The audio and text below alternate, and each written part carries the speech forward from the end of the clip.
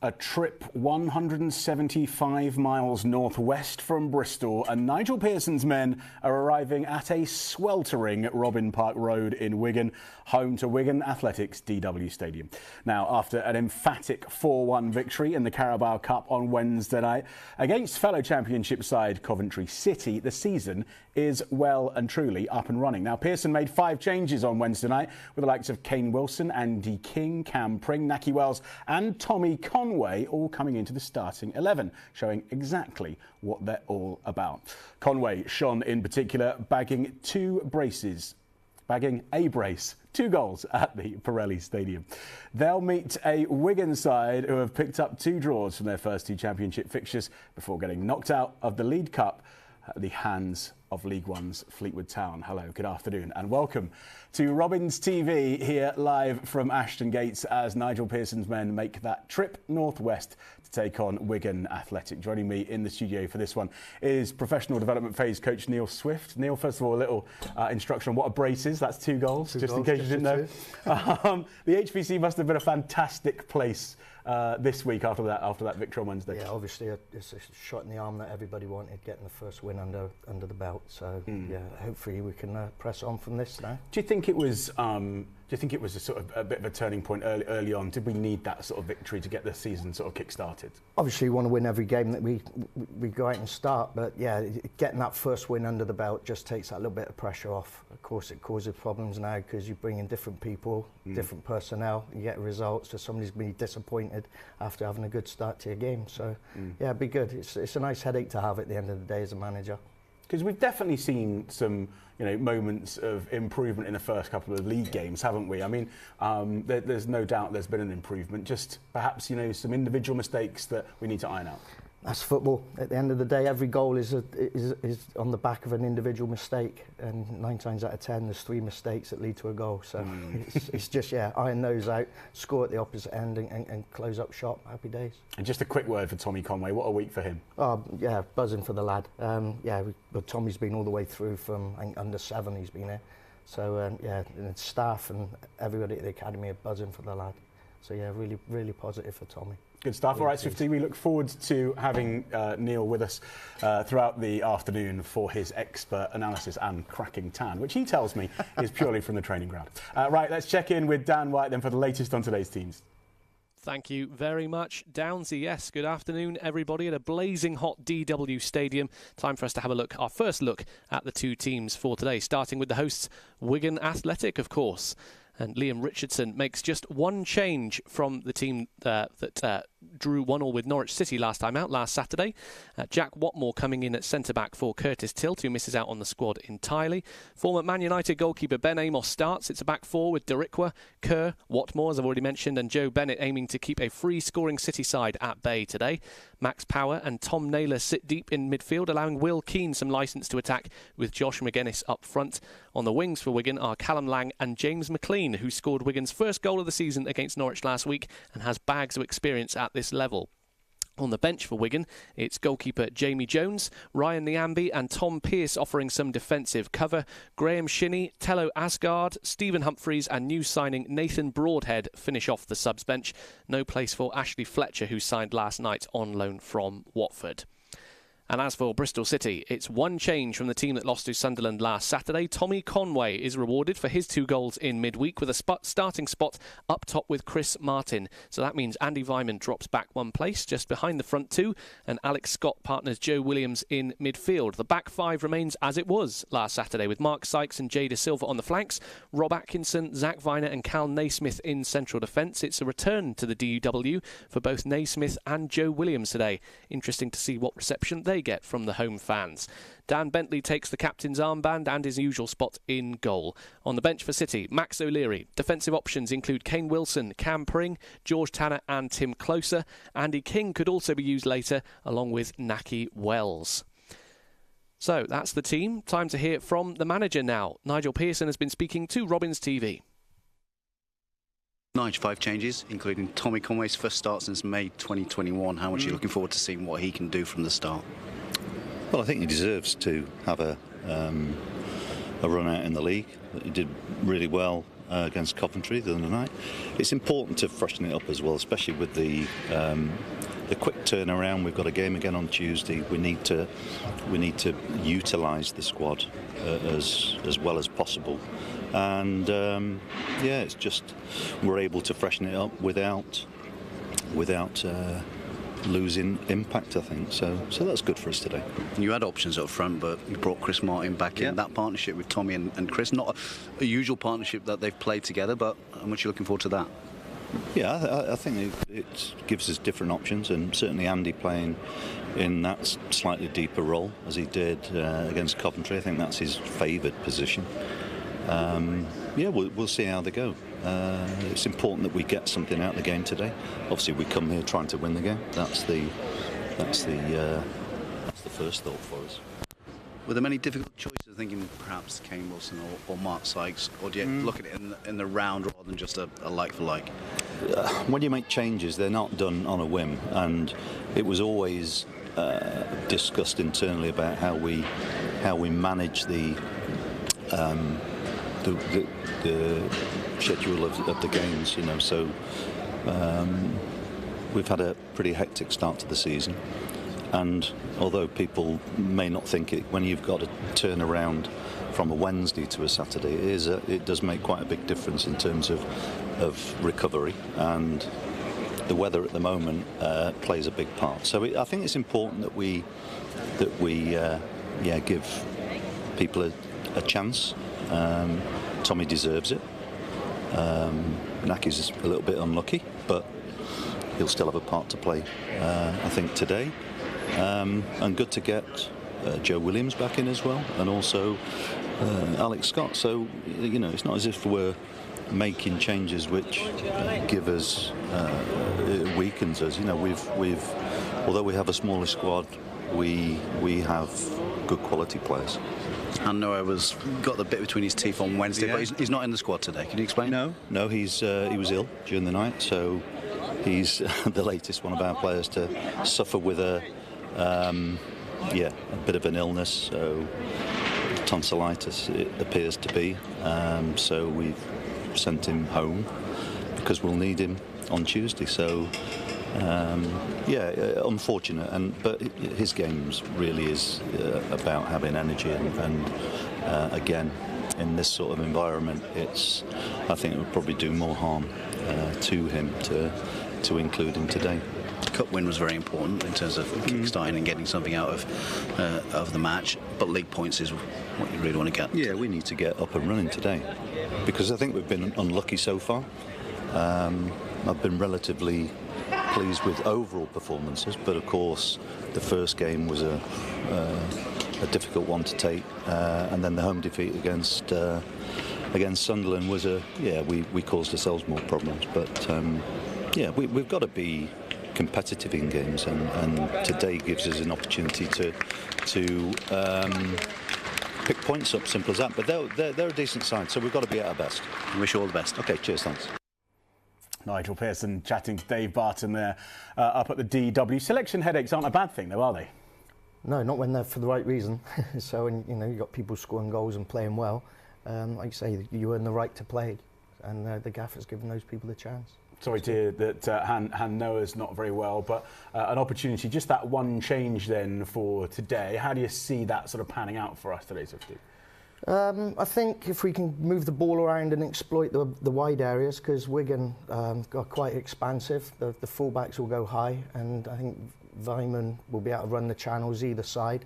The wing-backs will exploit the space in behind the fullbacks and hopefully get some crosses in for Tommy and Chris Martin in there. Yeah, and having Tommy Conway on the pitch is no bad thing either. No, brilliant. Again, like I say, everyone's buzzing for the kid. He's very well liked. He's a good lad. Good stuff. All right, Swifty, thanks very much.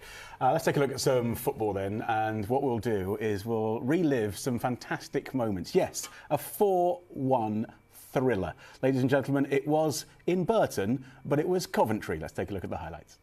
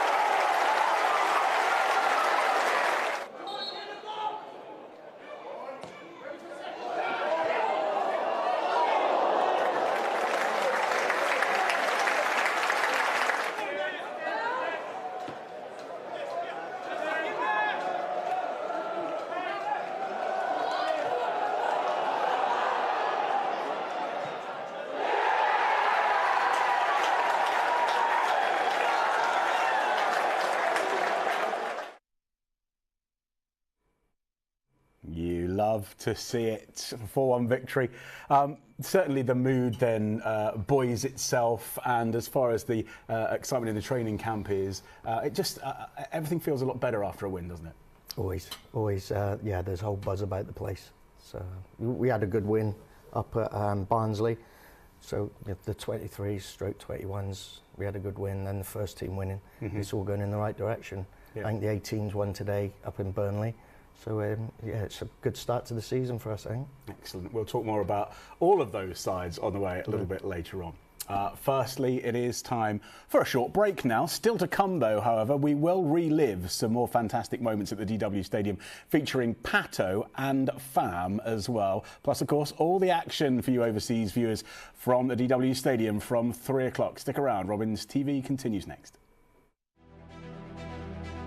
It's more than a game. It's my match day ritual. It's our walk to the gate. It's meeting my mates. It's nothing without our fans. It's the ups and the downs. It's our young lads coming through. It's my dream come true. It's our club! It's a way of life.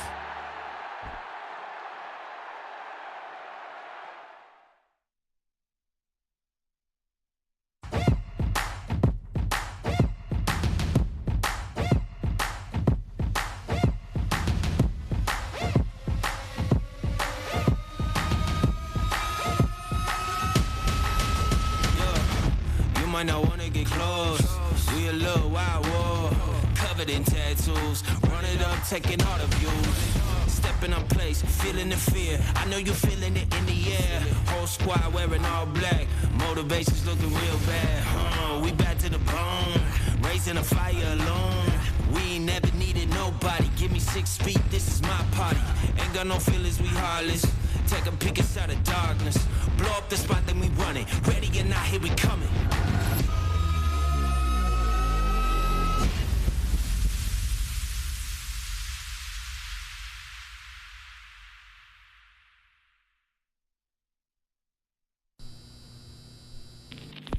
When the red robin comes bobbing along. The Robins, who this season have gone bobbing along right into the second division of the English Football League.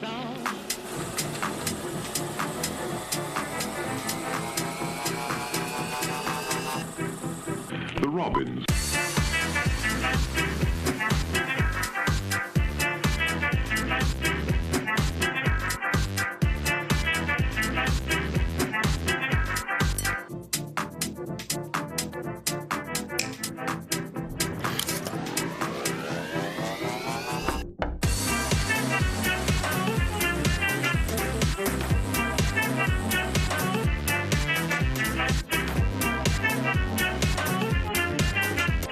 If you've ever been to Ashton Gate in Bristol, you'll know that as the signature tune of Bristol City, the Robins.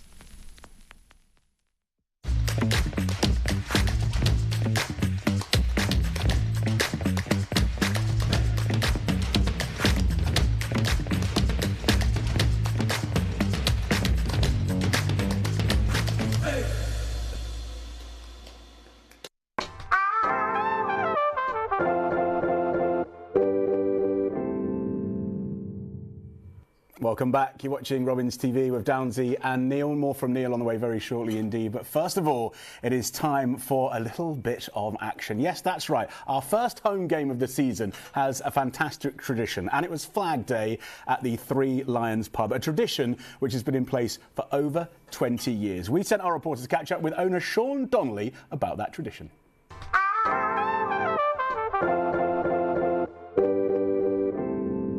In 1996, we took over for the Euros.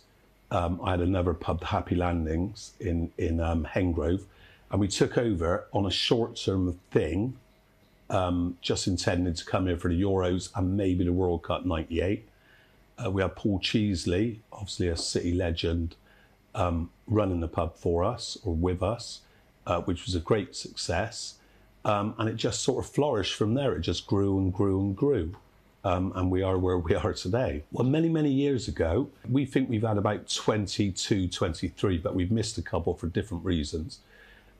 We just had a flag and we stood outside with maybe 20 people with a flag. And then the following year, there was 2 flags.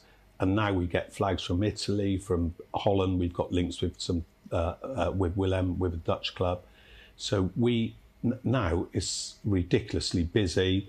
It's really flourished. And we've seen other people, Glasgow Rangers done it recently, and they spoke to us about how we did it.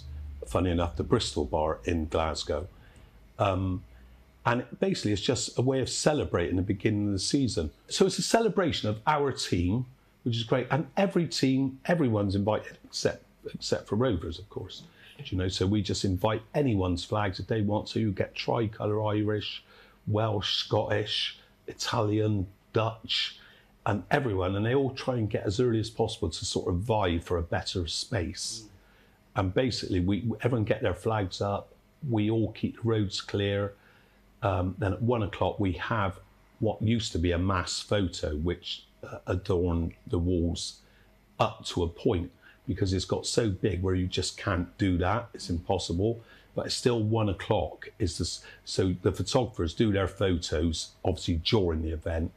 And I think it's become more colourful with smoke bombs and what have you, pyrotechnics, because they're the photos which sort of stand out. The police sort of hold the pyrotechnics, and do you know, so it's become very, very colourful, and it's just a vibrant start, and it gives everyone that buzz. Everyone has a sing-song, and it's sort of 1 o'clock, then it just stops, and everyone goes to football. Everything's always exaggerated. I mean, last year the police said about 2,000, but that was the whole road that was in here. So we're limited internally. We take the furniture out, but obviously you can only, it's also deception because you can only serve so many people at once.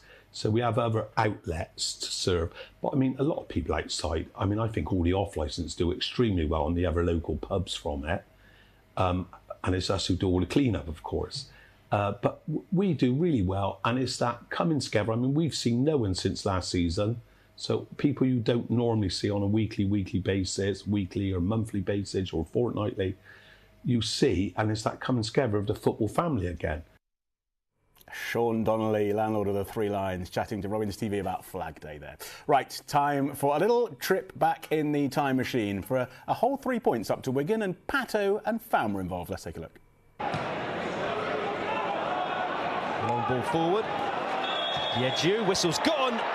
And that is a shame as well, a crying shame.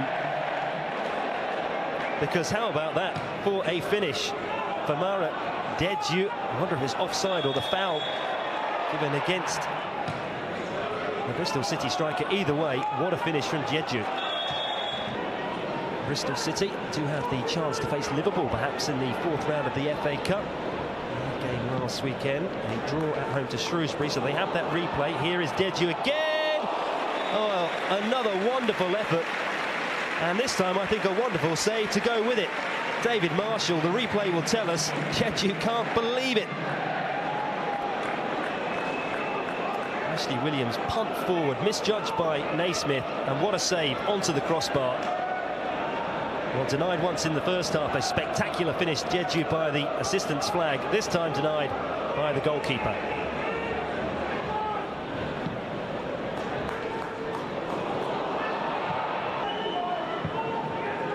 Paul Cook likes what he's seeing more now, I think. Well, foul there, maybe. Referee says play on, and City are in behind here, and there is the opening goal. It's Jamie Patterson. The City substitute breaks the deadlock and breaks Wigan hearts as well. Boos around the stadium. Those fans, though, the away fans, absolutely loving it.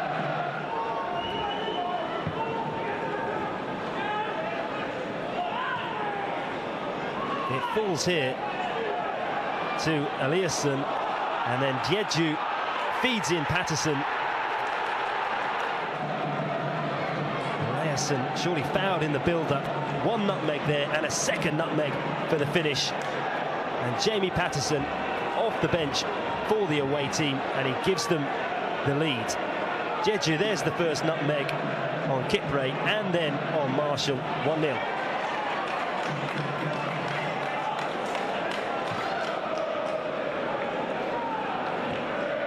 No championship side has scored fewer goals this season than Wigan. Where can they dig one out here?